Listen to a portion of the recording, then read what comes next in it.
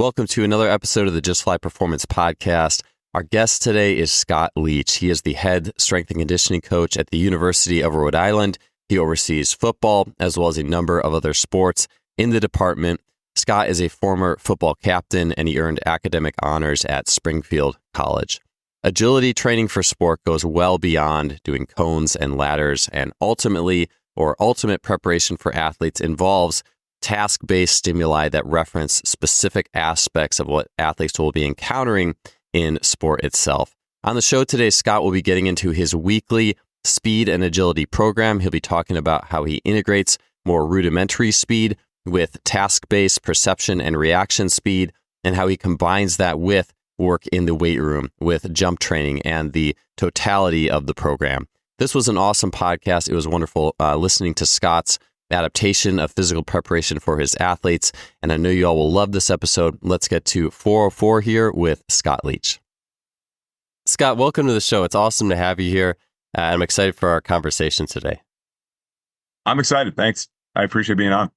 Yeah, so I know we got a lot of game speed type ideas to get into. One of the things, though, this maybe isn't related, it's not related to things done out in the field, but I saw you had posted something called the 200 rule. When it comes to weight room improvements. And I'm like, where has this idea been my whole life? This is amazing. Tell me a little bit more about that rule and how it works in the gym. Yeah, so a long time, I'm getting old now, I say a long time ago, but I interned at the University of Albany under Connor Hughes. Connor Hughes is now the head strength coach for football at Army. The 200 rule was, I asked him, I said, how do you get your bench press better? He said, go at least one full year without ever failing a rep on bench press. It's really that simple, right? If you don't fail, you get stronger if you stick to the plan and hit your sets and reps. But it's very hard for football players, and it's very hard for younger football players. And I feel like the younger you go, the even harder it gets to not want to just max out your bench press or to just see how many you can do and go to failure. And so the 200 rule, the way we set it up, for a while, we'll do tempos, we'll do things like this to really restrict them. But at some point, you may not have a max on them, but you're going to let them go. Hey, 5x5, you get to pick the weights today. And as long as you don't fail. If you fail, you have 200 push-ups. So it's the first crack, especially for our freshmen when they come in. There's a lot of emotion that goes into it. One, they've been restricted for so long, like 3x10. Coach won't let me put any extra weight on the bar. He won't let me go past 135. Now we let them go. And, they want to prove themselves. They're like, I know I'm a 315 for 5x5 bencher. And, or they want to show the upperclassmen, like, you guys will find out how good I am. Cause it's always the bench press. It's not the squat. Mm-hmm. Yep. Right. There's no real 200 rule for the squat. People always pick safe weights and nobody early on fails those, but everyone wants to prove themselves on bench press. So, we say, all right, if your spotter touches the bar in any way, shape or form, whether it was going up or not, that's the other thing too, is it forces our spotters to be, no partner spots. And, you got to go to 200 push-ups. And at this point, our guys, they will like call me over if they think it's going to happen or they're ready and they'll coach, and we'll blow the whistle and the entire crowd will go, push in. And then we make them go stand on the logo and go do 200 push-ups and then come back and finish their workout. And, the idea is like, you failed. Let's do something that's going to make you stronger and better. But hopefully that time away and that little bit of a punishment is a life lesson. And, it's a little touch of embarrassment. But you know what? That's okay. You need to be embarrassed once in a while. And hopefully you learn from it. Have I had repeat offenders? Yes, I've had somebody do 400 push-ups Wow. workout, which is because they do it. And then it's like the lesson is, okay, I got to come back and pick smarter weights, not I got to come back and do that again. So, and if you have somebody multiple weeks in a row and they just can't learn the lesson, at that point, I say your entire group will have 200 push-ups. So now the group accountability kicks in and they don't let that person pick bad weights anymore. They go, no, we know you can't do that for 5. We're not going to even let you think about doing that for 5. So the peer pressure and the group accountability now prevents you from picking silly weights. So it's kind of silly, but at the same time, there's some lessons involved there in maturity in terms of picking the right weights and picking weights that are going to make you better, not just going to failure every session, which, a lot of high school coaches have reached out and said, this is awesome. This is exactly what I need. Yeah, so that's the 200 rule. Connor Hughes at Army. Yeah, I stole it from him. Yeah, I love that. I was going to ask how many people actually broke that, because what is funny, at first I would have thought, oh, no one's going to have to do 200 push-ups, or everybody's going to be, all right, well, I'm going to pick smart weights. I'm not going to fail, or it's going to be extra motivating to get that last rep. But inevitably, I'm sure, yes, like you said, someone's going to end up having to do it. I'm sure. How many? It's a bell curve. You have people that are really scared. You have most of the team that understands what you're doing and they pick good weights. You have some kids that ride that edge and they're like, Coach, I might do it, but I'm ready to do 200 if I fail. And I'm like, okay, I can live with that. You understand the consequence. And then there's just the extremes, and they're just like, we don't care. I'll do 500 push-ups if I fail. Like, okay, all right. So there's most of them get it and understand why we're doing it. Yeah. Yeah, that's super valuable. I wish I would have had that in my pocket. I remember one team that I worked with in particular over the years. It was a team that actually, in terms of their bench press, they were the strongest after like their base, kind of the base phase we had, which was actually like kind of circuits and a lot of ISO holds, a lot of ISO push-ups, and then some 1x20 type stuff, which like 1x20 on bench, people, I mean, because I think it's not like a set of 3 or a set of 5. People aren't quite as incentivized to put too much on. And then I found as soon as we went to like 5s or something like that, people just didn't get any better because they would just put way too much on. Like the whole team or half the team was just putting way more on, failing weights all the time. And their workload for their sport was picking up right about that same time as well. They went to the 5s. But I always, it's interesting, the solutions. I guess the one solution on one end would be like, okay, well, maybe we wouldn't go to 5s. Maybe we do something a little bit higher or pick something else. But if I would have had the 200 rule, that would have been an easy fix there for sure. And the best is like, let's say I do want to go to failure. I do want them to hit maybe, a hard 1 to 3. I'll say, hey, the first 4 sets, the 200 rule is in the house. Last set, no 200 rule. So it gives them that final freedom to be like, okay, I can push this. I can build up to my last set, and my last set I can go for broke, and there's no consequence for it. So every once in a while, you take the rule off too, and there's a good response to that. Oh yeah, I'm sure there's a lot of cheering when the 200 rule comes off. They're excited. Yeah, they plan the session out better.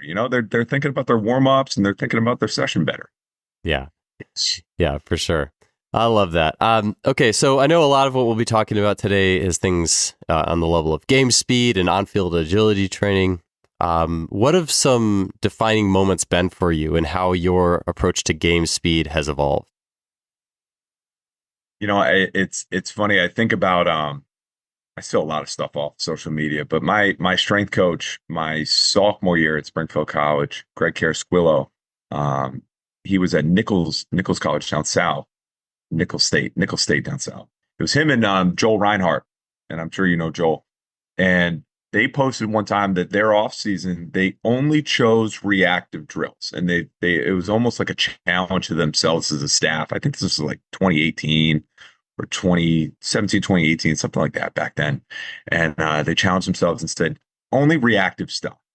And I liked the idea behind that because I wasn't doing enough reactive stuff in general. So it was like, okay, I need to challenge myself to be a little bit more reactive in training. And then that turned into, can it be reactive, but can it also start feeling and looking a little bit more like football instead of some of these generic situations where I need to explain, how this transfers to football?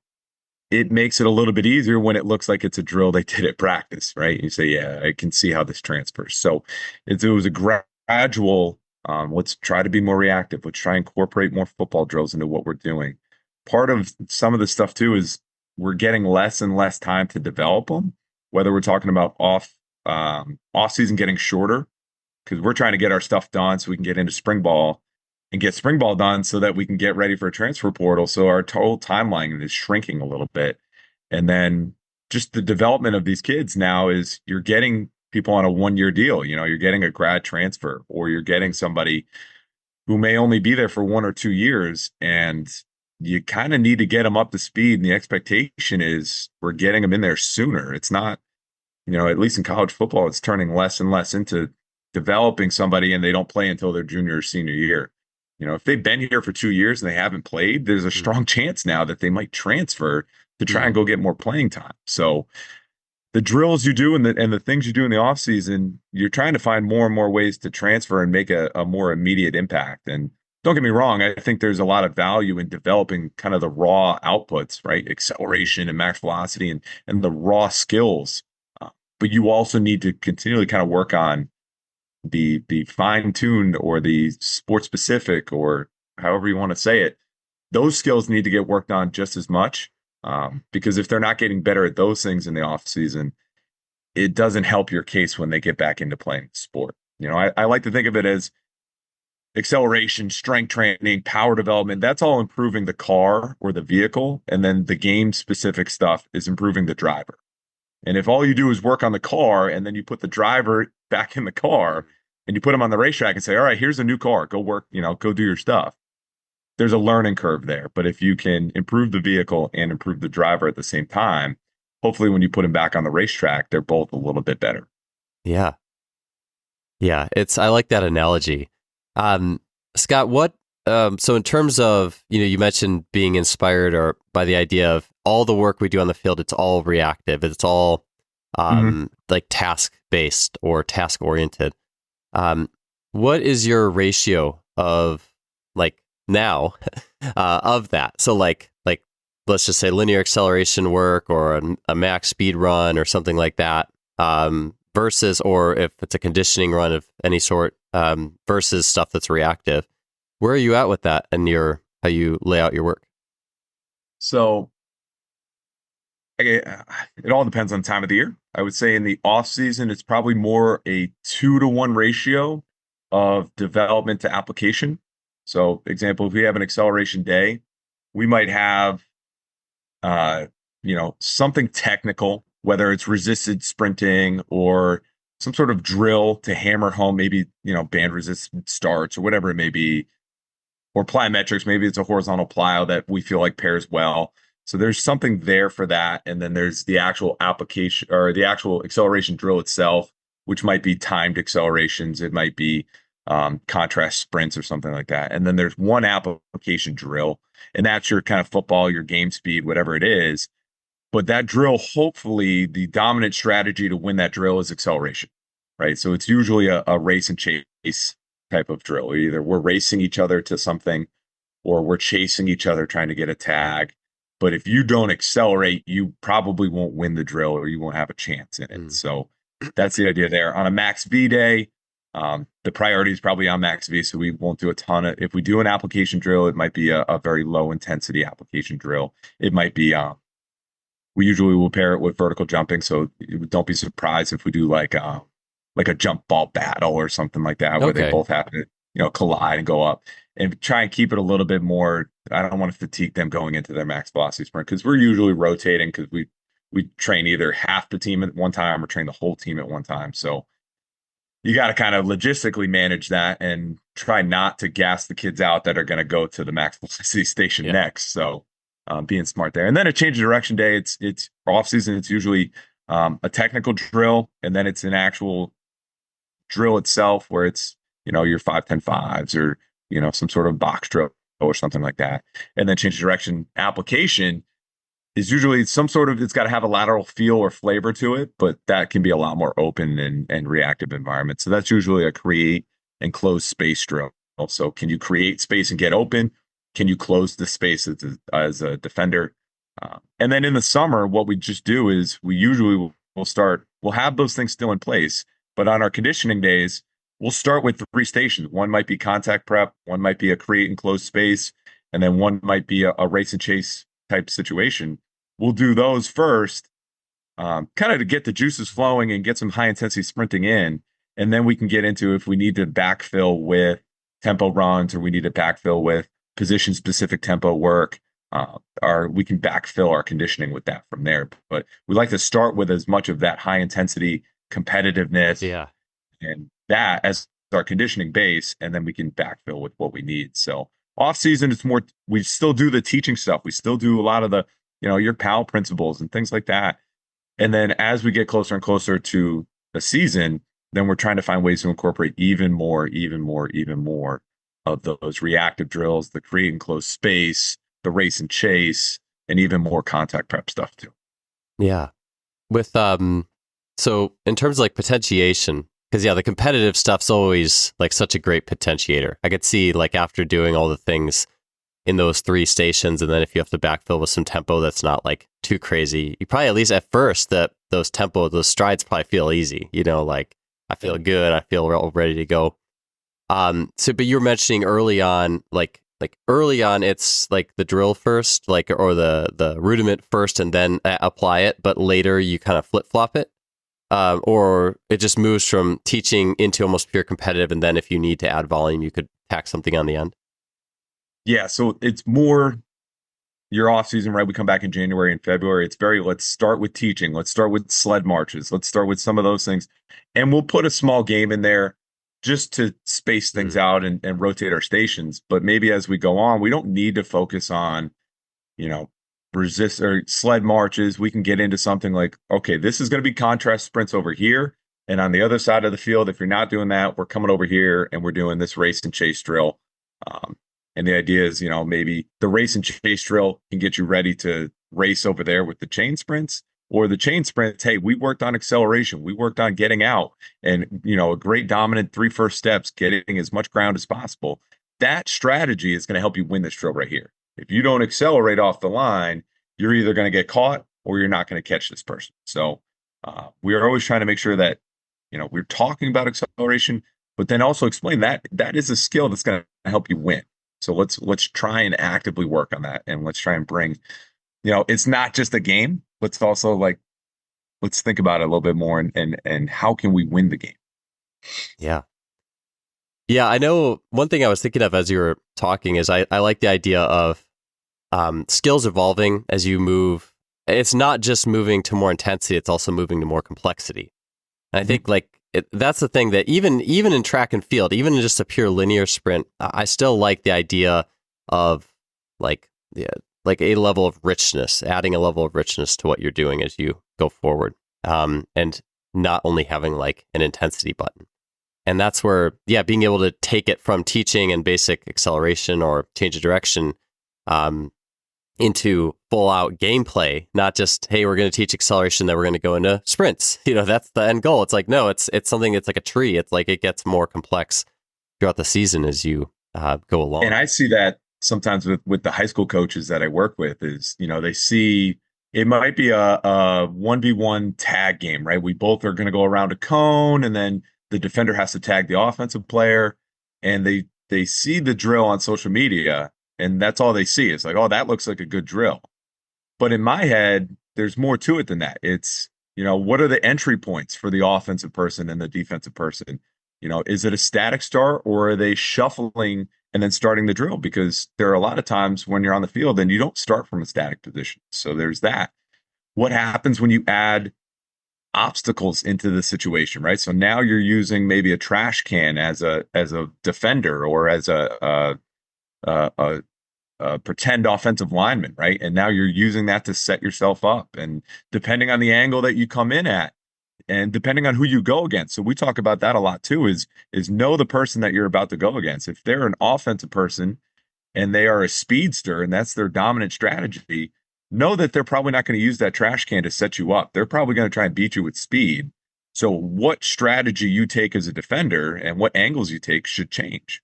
Now, if you look across and you see the slot receiver who is super shifty, then 9 times out of 10, he's probably going to get to that trash can, use it to set you up, and then try and make his move from there. So you need to change how you're going to go at him accordingly. And those are conversations that we have while we do this. And I think some coaches don't see that sometimes. They just think, oh, play game, have fun. Yeah. Yes, true. But there's more you can do with that. You can coach things up. And, I'm not a football coach. I'm not an expert. I played it. I've been around it for a while. I know some things. I don't know everything, right? But the other part too is like I can have conversations with these guys and they can tell me things that they do at practice or things that their coaches tell them. My coach says I need to short stride better. I need to make sure my shoulders stay square when I do this. And it's like, great, you are connecting the dots yourself. I don't have to connect the dots for you. What happens when we bring two people? So now there's two offensive people, one defensive person. How does that change the situation? 2v2. They're not just different drills. There's a rationale and a reason and a thought process, and there's every action has a reaction. So when you decide to add a second defender to the drill, what is that changing for the two defenders, and how does that make it different for the offensive person? So those are all things I'm always thinking about. And it's, sometimes people are just like, all he does is play games. It's like, yeah, I play a lot of games, but there's a lot of thought behind them too. Yeah. I think on the outset too, you see some of the drills that you do or the games, and a lot of people might just see a lot of chaos. And it's just branded as a big chaotic game, but within that chaos, the better you get at looking at that and understanding, who's trying to learn what and how the variables and the environment is really being steered to teach a particular skill or set of skills. It really, it's a game, but it's a lot more than that, like you said. And that's one of the things, like my kids are always asking, can we play handball? Can we play ultimate frisbee? And we'll do that maybe once a summer. I'll throw them a bone. But I don't love playing those games because I don't get to coach and teach. That's purely a game. Handball, let's go out, let's play handball, let's have fun. I can't talk about, hey, you need to use that pick and roll off that to play handball, because I'm talking to football players about playing handball. That doesn't make sense.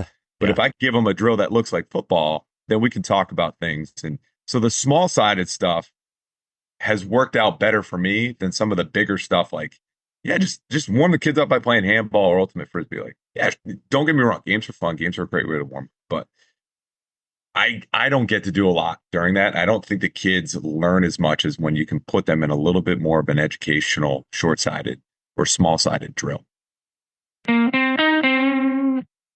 If you're a coach looking for an awesome training portal to distribute and track workouts for athletes online or in person, then you can get a free 30-day trial of Team Builder software by heading to teambuilder.com and using the code JUSTFLY.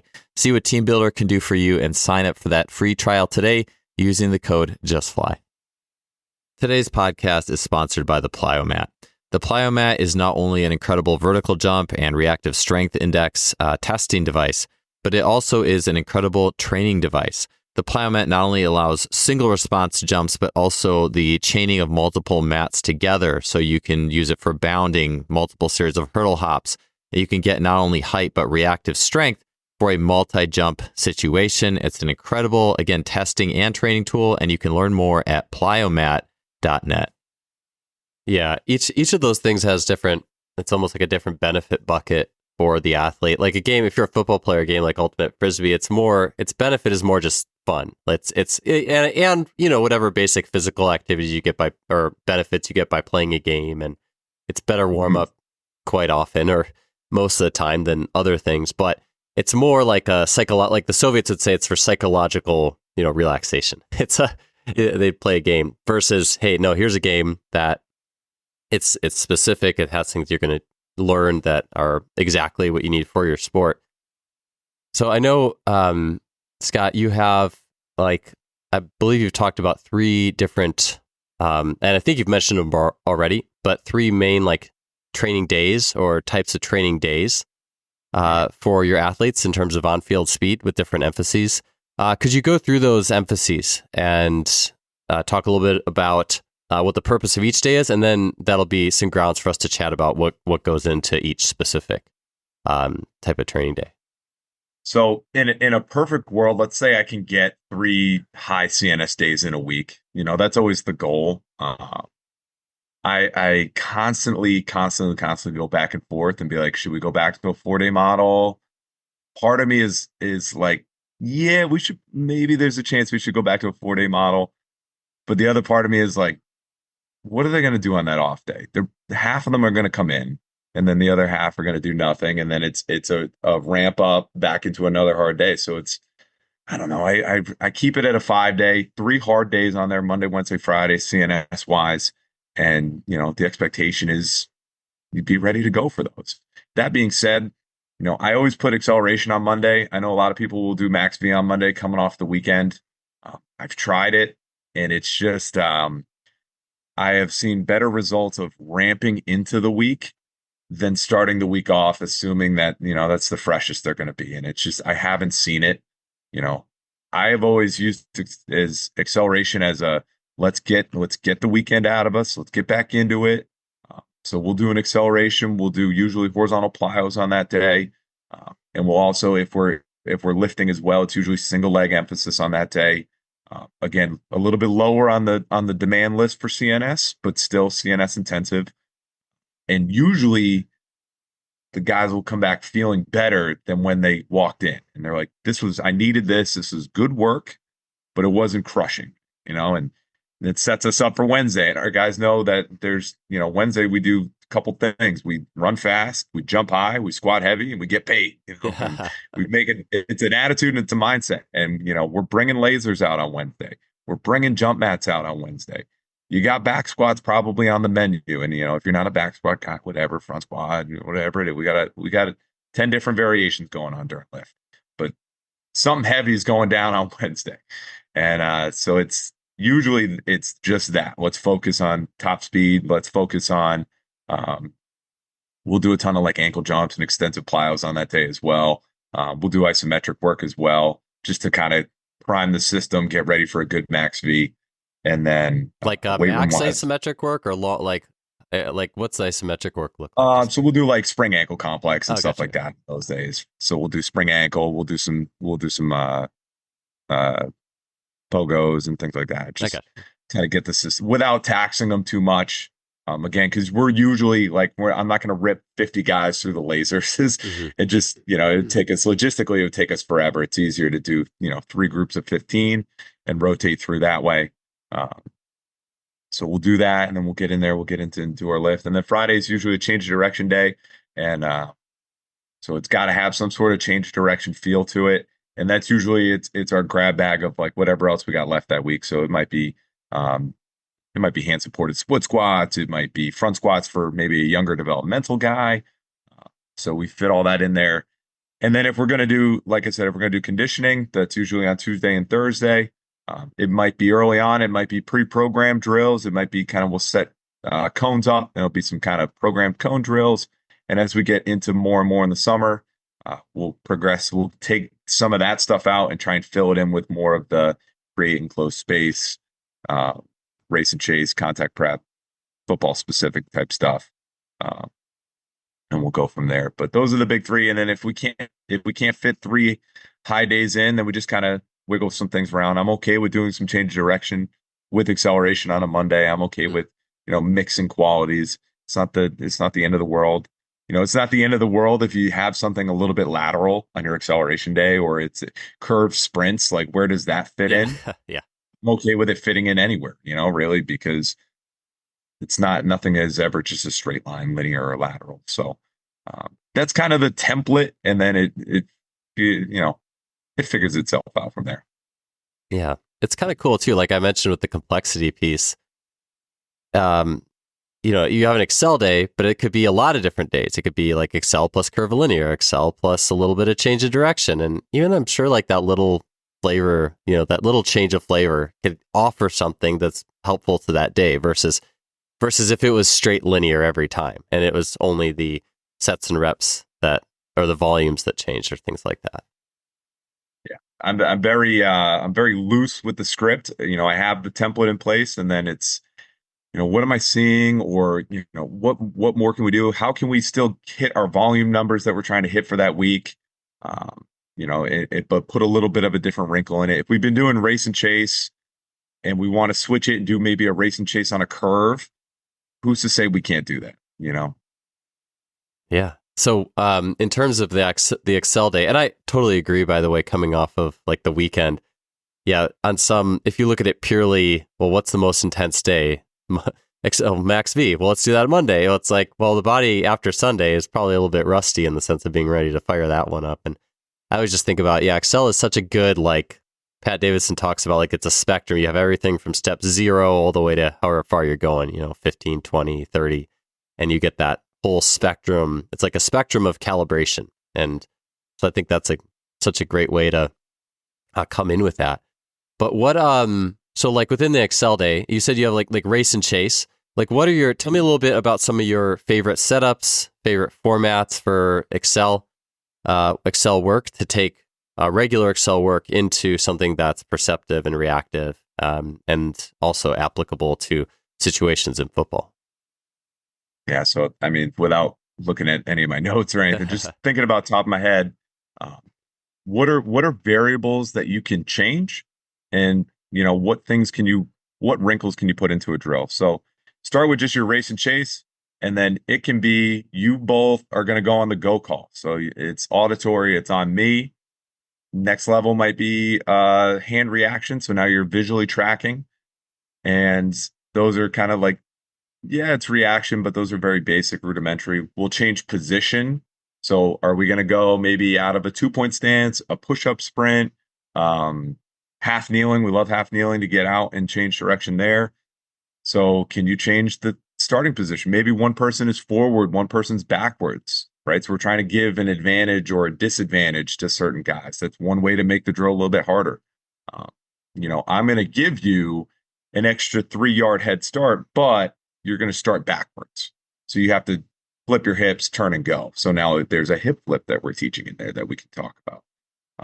At that point, it's now let's give the kids a little bit of autonomy in terms of reaction time. So now it depends on who we want to make it harder for. If we say, all right, the front person is the one that gets to move first, we've made the reaction now the responsibility of the back person. So it's harder for the back person to win that rep. And we talk about who it's going to be harder for, because then sometimes they're like, well, this drill's not fair. It's like, okay, trade places. That'll even it out. Or we'll now make it, hey, the front person can't leave until the back person moves. So now the front person has to look over their shoulder and track that person and react off of them. So that's another way to do it. And then we'll say, early on, it might just be, hey, you got to sprint an arbitrary distance, get 10 yards, get 20 yards. If you can tag them before they get over the 10, you win the rep. If you get over the 10 without getting tagged, you win the rep. But then we might want to start adding another thing that the front person, the offensive person, has to think about. So, one of my go-tos is we call it the Y chase, where the front person sprints up to a cone, and at that cone, they have to make a cut. They either go left, and there's an exit gate for them, or they go right, and there's an exit gate for them. So not only are they accelerating, but then they also have to kind of think about, okay, which way do I want to cut? Which foot they're probably not thinking about it, but which foot am I going to plant off of? Do I have enough time to maybe hit a stutter step and, fake like I'm going right and then come back left? Again, they're thinking about who's the person behind me. And if I have somebody who's a great accelerator, I probably don't have time to do that. I only have time to put my foot in the ground and go. And then it gets even harder when now the front person has to react off the back person. So not only do you have to kind of peek over your shoulder, react, but then you have to sprint. And then now you have to think about what was in front of you. And then, I need to make a decision here, and then cut off that and go. And for the back person now, they have a second thing that they have to think about. They have to think about, as they're chasing this person down, think about, okay, if he cuts left, I'm doing this. If he cuts right, I'm doing this. And the goal is hopefully over time, it's an automatic decision that they're thinking. It's a subconscious decision that they're thinking about. It's less brain power that they're going through. And then you just find ways to continue to make it a little bit more challenging, right? Is maybe there's more gates, there's more potential exit points for them. So now instead of 2 exits, there might be 4 exits that they have an opportunity to go out of. You might put obstacles in the way and things like that. So it's always start with the easiest thing that the kids can handle. Run straight when I say run straight. Okay. And then from there, it's okay, let's put this little tiny wrinkle in. Okay. How do we make this one step better than last week? Now let's go off the other person. Now let's go at an angle. Let's give them a second thing that they can think about. One of another good drill that we'll do is a wide chase. And so there's the offensive players on the outside kind of part of the arc, and the defender is on their hip, kind of tracking them on the inside part of the arc. Does that make sense? Yeah. Kind of follow me. So like I'm trying to do it on my Zoom here. So they both go up to the top of the arc like this, and the offensive person is on the outside. They have an opportunity to either finish the arc, or they have an opportunity to cut back to the starting point. So now they've been kind of running, and it's a game, right? It's like, I'm going to go fast, and then I might cut back, or I might stutter step and then still finish. And so that's a great drill that involves tracking. Our defensive players like that, because especially if you're like a DB, maybe you have a hand on their hip and you're trying to stay with them and track them. But that would be more of a we would use that on a change of direction day. And that's, our race and chase, but it's still a change of direction race and chase. So it's always like, what are the other wrinkles? And not just are we doing more volume, but are we doing things that are a little bit more complex, a little bit more challenging, a little bit more reactions, more thought going into it. Yeah. I like the, even with my track athletes, I'll warm up a lot of times with, one of the last things we'll do is basic like race and chase stuff, just to like, if we're finishing the warm up and we're going to go high jump or something after, I like finishing with a lot of things that are actually partner based or reactive. Cause I find that stimulation actually tends to help you feel more energetic with the next thing you're doing. And so we'll do the race and chases. I'll have to do that because sometimes it is a thing where it's kind of funny. The person who's running away always runs away so easily. And I'm like, the person chasing them is never going to catch them. So maybe that'll be it. Maybe I'll have finding ways to make the back person the one that's going to win, like maybe 4 out of 5 times. And then it puts a little bit more fire under the front person. And then you get a better effort out of the whole thing. I hate arbitrary warm. I hate, skips and quad holes but I do it, right. I gotta kind of like check that box, and our athletes kind of expect that, like, hey, like we can just get into it. And I'm like, you could, but we're not going to have that discussion. So I like to finish some of these kind of, your textbook warm-ups. I like finishing with race and chase games, especially, I work with some of the other teams on campus, tennis, lacrosse, volleyball, and, get a partner. We're going to go, you can't leave until the front person high fives you. And once they high five you, the race is on and they turn and run, and just getting the juice and the energy going, especially after kind of a textbook warm up where they're just going through the motions and hitting the stretches. It's like you kind of wake them up a little bit in a different way and say, all right, now let's get into what we're going to do today. And I typically find like we get a better session when we add just a quick. It takes a minute. It really does. It doesn't take very long to add. 1 or 2 race and chase. Why not? Yeah. The athletes love it. It's just richness to the session, and it's for sure. Something I was going to ask you as well, or something I was going to mention because I wanted to ask you about some of the max V setups. But I also like the idea, like you mentioned, kind of with that the arc drill, or where the athlete could like choose, where the person had all these choices. They could choose to double back the other way, or they could choose to stutter step. I mean, it is a thing that, to me, it seems like that creates just even more richness. Versus typically, it's like, okay, objective, pass, fail, and that's it. And I think for so many, I mean, that's totally fine in many situations. But how can you make it richer? Well, you can give the person more options to kind of play. It turns it into a different kind of play. But I think it's like a unique and a really engaging. Sometimes our football coaches, they like the pass fail drills. Did you cross the finish line before the other person crossed the finish line? Because it's very easy to declare a winner and a loser. It's harder when you set up a 1v1 drill in the box and a defender tries a new technique and they're like, well, I undercut the barrel because I thought I could get there before he made a move, but he beat me with speed.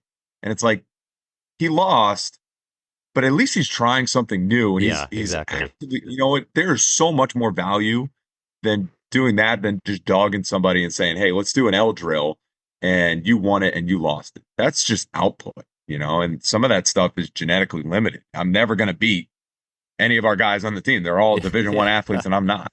But, some of these more open things, and because it looks like fun, it's hard to be like, well, you're a winner and you lost the rep. And it's like, you know what? There's nuance to it. And I'm okay with that. And I know some people aren't okay with that. And that's something that they got to figure out. Yeah. I think that's such a huge point. It's just the ability to, it takes me back, actually, way back in this podcast, Scott Prohaska, this might have been 4 years ago, had said something about like, in just like up and coming football players, like it's like you're trying so hard just to make it. You never have license to really be creative or try anything. And so it's like in these drills, it's just drills where you give people license to try different strategies, to work with different strategies, and to have a little bit of choice where the drill is not just you win, you lose. I just think I think there's that's really something I think is, it's a really rich training piece. An example I always give too is, Rhode Island's a very small state. We're not a football powerhouse state by any means, right? We're not going to go to Florida or Texas and hang with anybody. But we do have good football players here. We do have good football players in the state. And we have on our team here, we have the Rhode Island High School Player of the Year. We have a couple of them. And they come now to college. And I'm a product of Rhode Island high school football, so I can say it. It's not very good. If you're the best player in the state, you're probably just bigger, faster, and stronger than 9 out of the 10 kids on the field, right? So you're just using your dominant strategy of I'm speed, I'm power, I'm going to bully you. And that's why you were good. And now when you come to this level, we see it with our true freshmen who have been high school players of the year, they get exposed, right? Is now everyone is fast, everyone is strong. You can't just rely on that anymore. You actually need to understand leverage. You need to understand maybe technique in terms of like how do you blow up a block, or if someone's going to try and come block you, how do you get their hands off and still make a play? And it's funny to watch, someone who's just got so much raw speed and power and strength, and you put them in a 1v1 in the box drill, and they're getting crushed every time against people that rightfully don't deserve to win the round, but they're winning because they understand leverage, they understand angles, they understand setting a defender up with kind of their movement patterns. And the only way that kid gets better at those things is putting them in more and more and more of those situations. I can't continue to feed this kid horsepower and make him bigger, faster, and stronger if he's not working on the perception and the reaction and levers and angles and things like those are all things that are hugely important. And that's the difference right now between him playing and not playing is those things. It's not speed and power. He's got plenty of that. So it's finding ways when they're not playing football, when they're not practicing these skills, how can we continue to give them that? And that's why I don't have a problem with people going home to see their trainer if their trainer is going to put them through some good drills out there. Some trainers will just do bags and cones and ladders, and it's pre-programmed, and there's still no reactive receptive component to it. So if you have a good trainer back home, I always say go back home and go to your trainer, because your trainer's going to work you out. If Sean Mishka's your trainer, then you're good. But otherwise it's like, I want to see more of that. Today's podcast is brought to you by Lost Empire Herbs. You can save 15% off of my favorite products with Lost Empire Herbs by heading to lostempireherbs.com/justfly. Use the code Joel15. Lost Empire Herbs is a go-to of mine for supplementation. And looking at the principles, the patterns in nature is such a profound, a powerful, observing a starting point for me in my training. And I've taken that over into supplementation, or my choice of supplementation, as Lost Empire Herbs has harnessed the power of nature, getting things with such minimal processing and such a rich history in Chinese medicine for helping you to improve your vitality, energy, and even strength through their products, things such as Shilajit, the Phoenix Formula, and so much more. Head to lostempireherbs.com/justfly today and check out some of my favorite herbs, and there you can get, again, 15% off your order.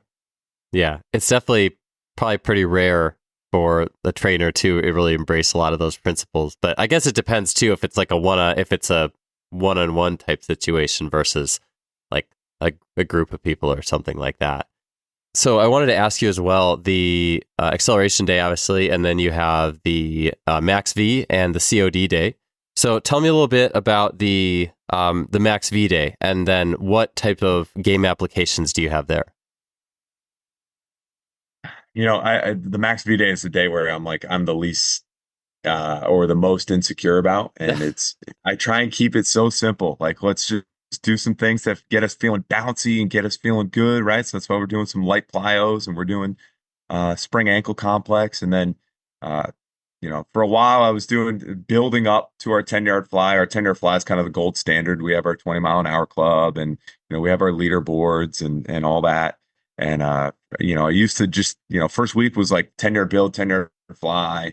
might do that for 2 weeks and then go 15-yard build, 10-yard fly. And then Tony's calling me soft because Tony Holler's like, just why don't you just rip a 20 build, 10 fly from the jump? And I'm like, Tony, like, why you gotta call me out like that? So we've been doing that. And the only time you won't do a 20 build, 10 fly is if you're coming off of an injury, or, mentally you're just like, I was on vacation last week and I came back. I don't know if I'm ready for this. I might say take the first one as a 10 build, 10 fly, and then they're upset that their teammates are running good times and they're running a slow time. And then they're like, all right, you know what? I'm gonna rip this next one. It's like, all right, we kind of made it there. So 20 build, 10 fly is our gold standard. And for the most part, we'll do that. Everyone will do that because at some point the big guys got to get out there. The big guys got to get exposed to the highest speed that they're going to do. I can put them in some of these game drills. Big guys know how to game though, right? The bigger you are, and I used to be 285 pounds. I used to be a big guy. You know how to cheat the system a little bit, and those guys will find every angle that they can and every strategy they can so that they don't have to run full speed. So the game drills for the big boys they're a little bit different because they don't like to do the open space stuff as much. But an example of like a max speed day, if we wanted to put a application drill in there, we wanted to do something that feels like football. Two examples of that. One, we call 1v1 versus the punt returner. So you'll have a guy on the quote unquote punt team. He's got to run down. It might be a 20-yard build up or 20, 30 yards. And then we'll set up like a hoop. So he's got to add a little bit of a curve and he has to make a decision. Am I going to go left or am I going to go right? And when he goes around that hoop, then the punt returner, who's on the other side waiting for this to happen, is then allowed to leave. So he can't leave until that guy has made a decision which way he's going to go, left or right. And then the punt returner now has the autonomy to leave, and he's got to try and get to, 20 yards. He's got to sprint 20 yards without getting tagged. So for us, it's the punt man has a full speed sprint, but then it's also game speed because he's got to come in under control and under balance and then not get torched and then be able to make a play. And then for our punt return guy, it's can you make a move early and then can you accelerate and get up to a good speed and not get caught from behind? So that's one example. And then another example, and these are things I watch football practice and I'm like, we could do that without pads. We could do that. That would be a good drill. That'd be good in the space, right? We're always looking at the space. Another one that is super popular. Everyone for some reason loved it on social media. We set it up with one offensive person and then two defenders. So one offensive person, they all start together, and then on the whistle they split. The offensive person goes around a cone and then they run down the sideline. And when you add it up, it's about 30 yards of sprinting if they make it to the end zone and score. It's about 30 yards of sprinting. So for them, it's dominant strategy is get around that cone and get up to a speed and don't get caught. There's like not a ton of room for cutbacks. There's not a ton of room for change of direction. The dominant strategy is beat them with speed. So we set the parameter and we make it really hard for them to pick any other drill or any other strategy other than max speed. So that's when you're thinking about the drill. It's like, have I given them too much room? Have I given them too much cutback chance? How do we eliminate that? Then the other two defenders, they have to go out around a cone and then get in. One guy has a better angle than the other. So the front guy has an angle that's trying to force and squeeze the trail, squeeze this guy back into the trail defender. The trail defender actually has to like lose ground and then turn around and catch up to everyone else. So for him, it really is a max speed drill for him because he's got to get on his horse and get back in this drill in order to be a person, to make an opportunity to potentially make the tackle, especially if the front person can kind of get this person back inside. So those are two examples there. And, there are things I watch football practice and I'm like, what is the skill? What is the dominant strategy involved here? And does that fit with what we're trying to do in the off season? So I'd be curious what some of the miles per hour or velocities guys are running on those like gamified versions. I'm assuming with no pads, which is a little bit different animal than running with pads, obviously. Versus like you said though, it's a 20 to 10 fly, so they might get a little bit more run up in some of the games. But yeah, I'd be really curious what they might hit in a gamified version versus something where it's like you just run, it's just you and the lasers. things like that. Yeah, and let's be real, you're never going to hit, especially if you're playing you're never going to hit your laser speeds, right? You're never going to hit your 21, potentially your 21s and 22s. You shouldn't necessarily be hitting those in a game. I think there was something about Travis Kelce plays the game at 15 miles an Yeah. hour or 14 miles an hour, right? So we don't necessarily always, I think it's important to do the max V stuff to build that raw skill. I think, like Tony says, speed is the tide that raises all boats. But can we give them as many exposures to what their game speed is as possible, in that sweet spot of like 14, 15 miles an hour? Yeah. I think it was Kier and maybe Eric Corum was talking about if your team had a real high team speed on the game, it's probably because they got their asses kicked and we're like chasing the other team down the field for most of the game. The only time, and I'm proud of it, we had a couple trial units one year. We blocked an extra point, and one guy scooped it up. One guy was he was the VIP, he was the security guard, and then the third guy was just running down there to go celebrate. And all three guys hit 20 miles an hour on that. And it was great. Like, it was a blowout, and we were already winning. And then we blocked this kick towards the end of the game, and we scooped it 100 yards and took it to the house. But just that's the one time where it's great to see 20 miles an hour. Realistically, you're probably getting torched and you're trying to make up for it. So that's funny. Context is always key with miles per hour. Yeah. So, I mean, that's a nice segue into like the COD then, COD type training day, just because a day that keeps you roundabout your game speeds. So, we've covered the acceleration, the max V. I'm sure COD is probably the one that has the most application of all different setups. I'd probably most similar to the things I see you posting like on Twitter all the time. I imagine a lot of that stuff is more of a COD type stimulus. Like, it's just reactive, almost more game-like in nature. It's kind of the grab bag day too, right? Is I could justify like 90% of the drills and be like, yeah, no, there's COD. It's a COD day. But those drills, if we're going to complex anything, it's probably going to be on those days, right? We love starting with the 1v1 in the box, and you got to create space. You have to try and manipulate your defender, get them going one way, you go the other way. And then, like I said, we talk about angles all the time. Instead of just going straight at each other, maybe you have to kind of go, and it's like a pitch, right? So you're throwing or a speed toss, or you're coming in motion and we hand it off and go. So it's now you're coming at it with some speed. And, is that person going to keep their speed and go for the corner? Or is that person going to set you up and cut back? And if, depending on how the defender plays it, you're watching the defender and then you're making decisions off that. And this is definitely the day where we're going to add multiple defenders or offensive players, because now everybody has more decisions to make, right? So let's say I don't get and that's one thing I try to do too, is I don't predetermine who's going to get the ball. So it's like, you have to think about both responsibilities. And if I get the ball, I'm going to do this. If I don't get the ball, I'm going to do this. So let's say you do get the ball. Now I'm looking at, how fast is the defender coming into this drill? What angle is he coming at? But then also I have to look at, and these things happen in a millisecond. I have to look at my blocker. What is my blocker trying to do? Is he trying to give me a lane on this side? Is he taking him square on and allowing me to kind of dictate and try? Is he hoping that I set up the defender and then he can kind of readjust his block? What is going on there? And then from there, what is my answer? What is my tool that I'm going to use in my toolbox? And then if I'm the blocker, it's kind of the same thing. How hot is this defender coming in? Can I just overpower him and set up a wall? Should I stay in his way and let the guy behind me kind of set him up a little bit better? Is he being very passive and I can go at him and be aggressive? What are the ideas? And then it only gets more complicated if you go 2v2, right? Because now it's, okay, what side is the ball on? Where is the ball? What angles does that person have? How can I give him better angles? Or if it's 2v1, two defenders, it's okay. Now the defenders, it's not just me going to make a tackle. I need to go make a tackle, but I also need to make sure that if I can't make this thing happen, am I setting up my partner to work together? Can we vice the situation? If I'm on the right side, I need to stay on the right side, because if I go over on the left side, I go on his side.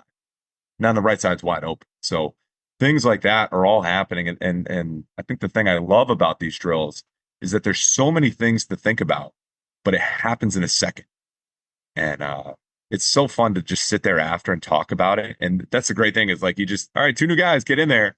And then I'll go and I'll be talking to, um, somebody that just went and said, hey, you see how he set you up there? Like next time, if you come in, try this, and you might have better luck at it. Now, I can't guarantee it because he might know that he might have set you up with speed the first time, and he's planning on if he gets another rep with you, he's going to set you up and then cut back again. So like, there's so many layers to it. Right? That's football, though. Football is nothing but layers of layers of layers of complexity, and the guys that can sift through that are the really good football players. Yeah. Yeah. It seems like in a way that it almost like the week progresses in complexity. Well, I guess, acceleration certainly has its own complexities in Max V, but like that COD day being later in the week, it's almost like you have to mentally kind of like ramp up, because I would imagine that's the highest cognitive demand for all the different training applications, all the reactive stuff, all the drills. I would say from a competitive standpoint, yeah, it's the one you have to kind of, because we are going to compete on that day. So you need to find a way to ramp yourself up for that. Yeah. And it's the most football one too. So it feels like there's more value in that. Yeah.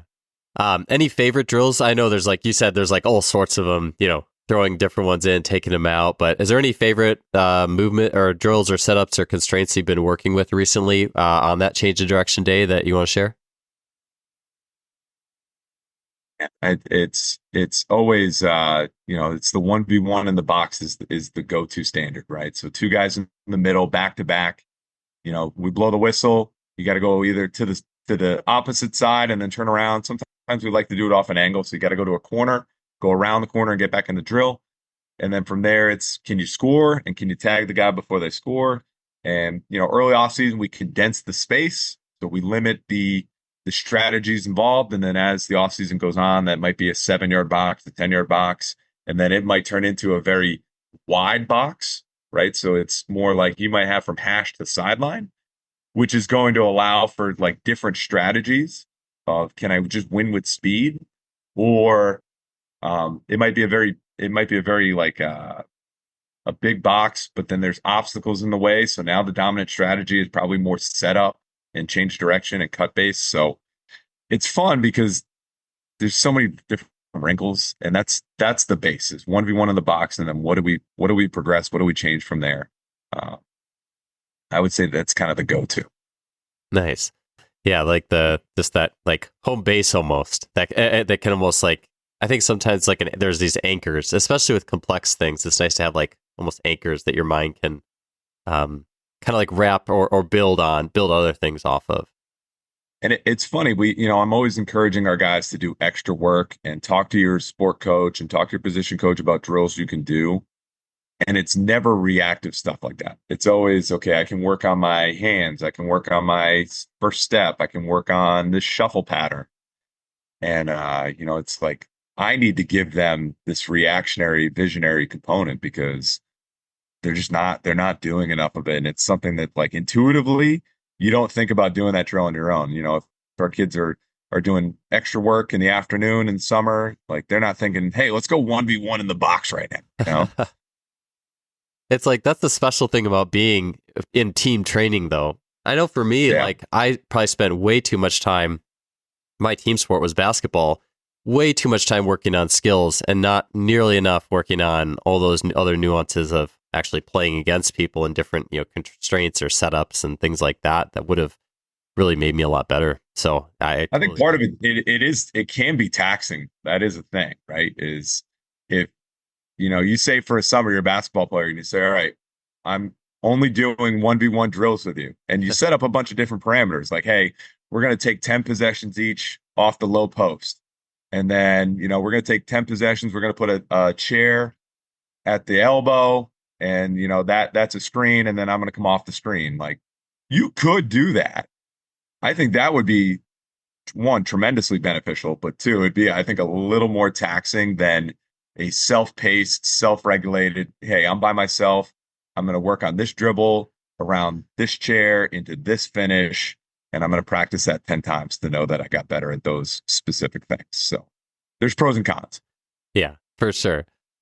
Just closing things out here. I know you've mentioned a little bit about, I think you don't typically do conditioning tests, but you do occasionally. Mhm. And so I'm just curious about, how does this all fit into, or how does conditioning fit into all this? Because obviously I'm sure that just doing this type of work on its own is very good from a conditioning perspective. But anything beyond that, do you do, or testing or anything like that? Yeah, so I'm very anti-conditioning test. It depends on the test, right? It's I hate 300s. I hate the 110. I did the 24 110s in college. It's funny. Like we used to do tempo runs, and I had a standard of like 20, 100, 80, 90, or 100-yard tempo runs, depending on position.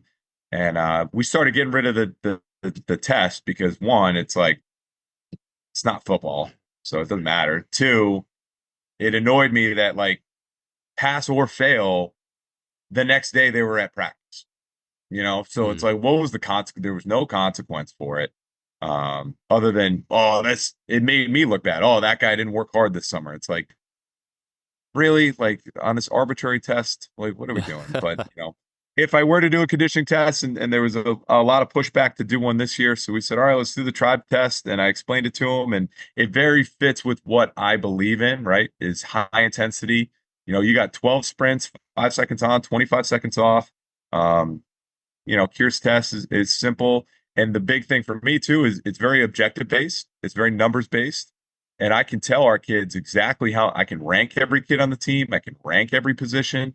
I'm big on that. We set standards. So we decide this is an elite score on the tribe test for a wide receiver. This is an elite score for a linebacker. This is a good score. This is average. This is bad. You need to move up a category. And if you want to be elite across the board, you need to score this. Last time you scored this, you did 8% better this time. So that's big for me is, especially in this day and age where part of our recruiting pitch is I can get you better. I can physically develop you into a better athlete. I need to have numbers to back that up. I can't just say, well, you can pass the conditioning test. No, you did 17% better than the last time we did this test. I love that. I love being able to objectively tell you, right or wrong, whether or not you're getting better. Because sometimes when you play football, there's a lot of emotions. There's a lot of politics involved, especially in terms of playing time and things like that. I never want strength and conditioning to be a question mark. I want to say, here's your progress. You either got better or you didn't. If you got better and you still don't play, we need to start looking at some other things. Rugby guy, here, tribe test, I think is for football is a great test. It's gold standard. So it's a good one. Yeah, I'm sure that's like compared to doing how many 110s did you say? 24 110s? I did 24. That was over 12 years ago now. So wow. I'm getting a little dated, but whew. And then it was 2 days. So we practiced in the afternoon that day. I was like, I don't know. That's pretty wild. I was just thinking how much more motivating for a player, if you are going to do conditioning or a test for conditioning, to have it be 5-second bursts and like rank, recorded, published, like, you're seeing your progress. I imagine the buy-in and the output that you see on that is, and that's just everything. I'm big on the mental too. I'm big on the vibe that you're trying to create. So for me, 24 110s, the only thought is survive. Yes. Yes. And I don't want to be on a football field ever thinking, I hope I just survive. Compared to the 12 5-second sprints, you're going against everyone else in your position group at the same time. You're fighting to be the top dog on the leaderboard. There is a competition factor that overflows that situation. And, we have guys that are laying there exhausted at the end because they've emptied the tank for 12 hard sprints. And it's like, that's what football is. That's what I'm asking you to compete and exert yourself, not just survive, and I think that's the old way of doing it is 3-hour practice, grind it, and we got to push them through it and survive. And then, you wonder why they're not aggressive and dominant on Friday night or Saturday night. Does everything you do feel aggressive and dominant and competitive? And the more you have those feelings in those situations, the more it's going to show up on game day. Yeah, for sure. It just makes you wonder too why coaches have seemed to thrive off of a survive mentality for their athletes for so long. Like I'm like, where did that come from? I don't know. It's such an interesting I don't know. It's just interesting to me because, yeah, 100%. Like you said, like if you want to and mirror like the psychology or the mentality and the mind and the body and what you get are kind of like the same thing too. The physiology and how you feel about something and how you adapt to it are very, very similar. I mean, I know like maybe a little bit different, but for myself, when I played basketball in high school and then went and did track, I was actually a lot better 400 runner that year. Which 400 it was a pretty tough race. And I didn't really train for the 400. I just did a few longer sprints here and there, nothing crazy. And then the next year I went to college and they were training me kind of like a 400 runner. And it was like survival workouts. And I actually got 3 seconds slower in the 400. And now I don't think everybody would for sure, but I do think, I mean, to me, the problem solving, like the task locking on and things like that, there's just something to that. And I think it's a real powerful piece of where is your player's minds at with that. It's funny that I think the best football and strength get through those sessions, and they did the three a days and 2 a days and things like that. The ones that survive those are the ones that are built to then go be a football coach, and go grind it out in the office for 12 hours and 14 hours. That's true. And just say, hey, this is part of the gig. This is part of the deal. It's like, yeah, dude, you're a grinder. You're a survivor. This is no wonder you picked a job and a career with long hours and low pay, because like this is your identity. This is you, and you love it and you eat that up. And it's funny, like I'm one of those guys. Like I survived the grind and I love the grind, and I'm not afraid to do those things. And there's no wonder why I'm a strength coach, right? Is part of that is like it fits my identity. This job and this career fits exactly who I am. Yeah. I was kind of wondering to myself, another thought in my head was like, yeah, what kind of projection? How is this being projected from the coach to the athlete? So you answered it really well right there. So yeah, let's finish up here. I know you have like a pre-contact, so it's not necessarily what we've been talking about, but it is related in terms of football preparation. So I think there's a football or pre-contact educational resource that you've been working on. Yeah, so I've been doing this for a while, and it's funny. I tell the story. We started introducing this contact prep stuff, and a lot of these ideas are from like Andy Ryland's a great example over at USA Football. He's phenomenal at teaching this stuff. There's a lot of application from the rugby world as well.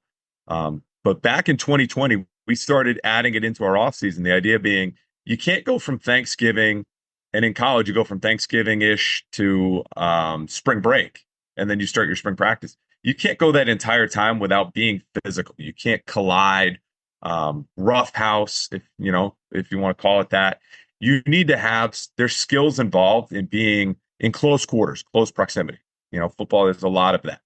So how do we introduce those things? How do we get those things going on? How do we talk about impact induced muscle soreness, so bumps and dings and stuff? Can we introduce some of those things safely now so that the first time they put pads on in March or April, they're not super sore from falling on the ground. They're not super sore from blocking and pushing and straining in those positions.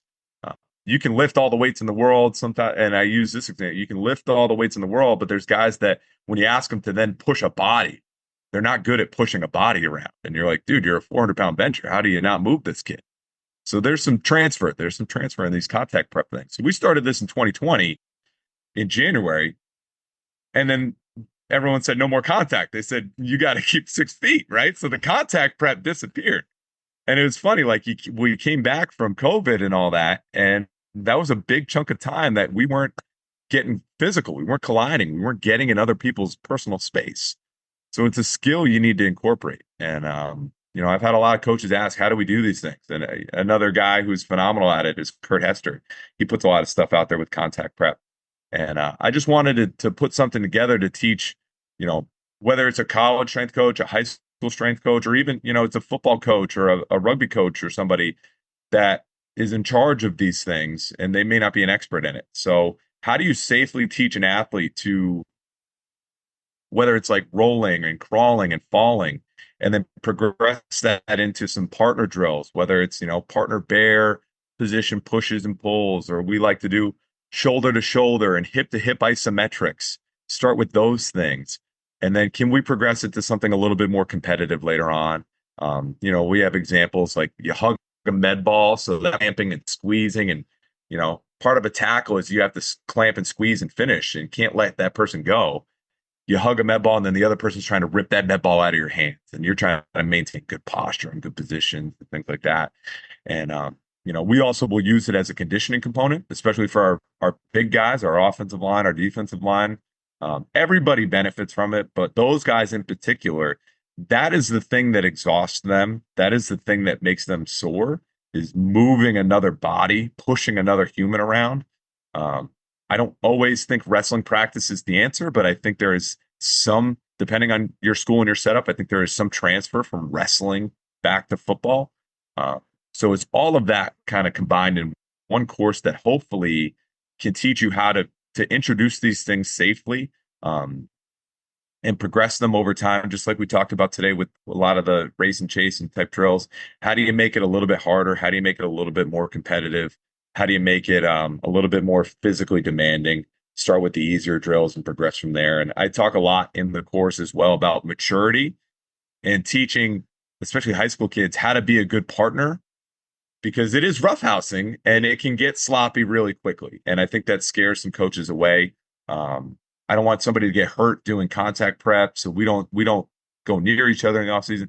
I've had more football players in college get hurt playing pickup basketball in their own time than training with me. I can totally see that. There's a safe and a smart way to do it. And if I can do that instead of them getting their contact prep from pickup basketball, then I'm good. I think pickup basketball is the bane of many sport coaches and many colleges and universities for sure. Crushes me. I have had so many rolled ankles and things like that. And I'm like, why? I get it though. I like pickup basketball too, so I get it. But That's awesome.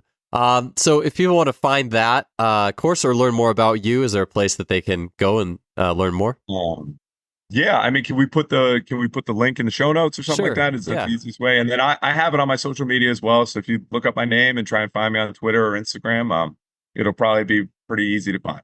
So sounds good. Well, hey, thank you so much, Scott. I really appreciate you coming on the show and just sharing your vision and how you've built out game speed and agility work. I really appreciate it.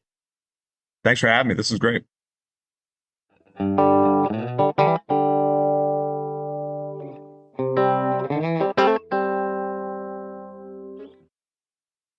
Thanks for tuning in to another episode, and I'll see you next week.